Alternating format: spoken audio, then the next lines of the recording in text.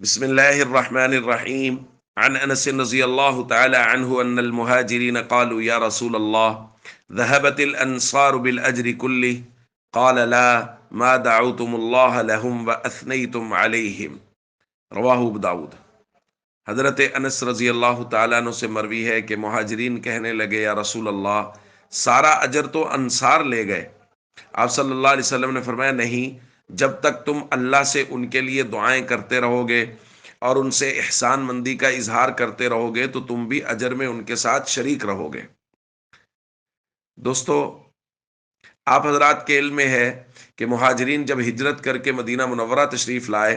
تو انصار نے بھائی چارگی کی مثال قائم کر دی، ان کی ضروریات کو پورا کیا، یہاں تک کہ اپنے اموال میں ان کو اپنے ساتھ شریک کر لیا۔ تو مہاجرین نبی کریم صلی اللہ علیہ وسلم کی خدمت میں آئے، عرض کی یا رسول اللہ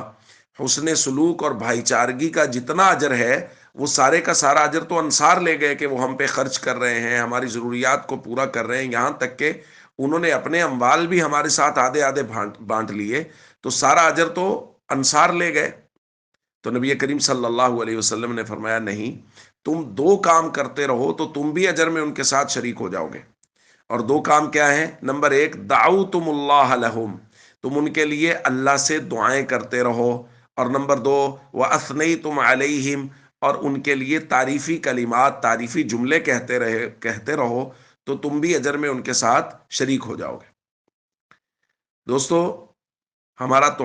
تحفے اور ہدیے کا بیان چل رہا ہے، اور نبی کریم صلی اللہ علیہ وسلم نے ترغیب دی ہے کہ جو آدمی کسی کو کوئی چیز تحفہ دے، ہدیہ دے، تو سامنے والے کو بھی چاہیے کہ اگر اس کے پاس گنجائش ہے تو وہ بھی کچھ نہ کچھ بطور تحفہ اور ہدیہ دے دے۔ جیسا کہ ایک روایت میں حضور نے فرمایا من اعطی عطاء فوجد فلیجزی بھی، جو آدمی کچھ کو کوئی ہدیہ دیا جائے اور وہ گنجائش رکھتا ہو تو اس کو چاہیے وہ اس کا بدلہ دے، یعنی کچھ نہ کچھ وہ بھی ہدیہ دے دے۔ وَمَن لَّمْ يَجِدْ، اور جو آدمی اس کے پاس کوئی گنجائش نہ ہو فَلْيُثْنِ، اس کو چاہیے کہ وہ تعریفی کلمات کہہ دے، تو تاکہ یہ اجر میں بھی اس کے ساتھ شریک ہو جائے اور ہدیہ دینے والا اس کو خوشی بھی محسوس ہو۔ اور دوسری روایت میں نبی کریم صلی اللہ علیہ وسلم نے ارشاد فرمایا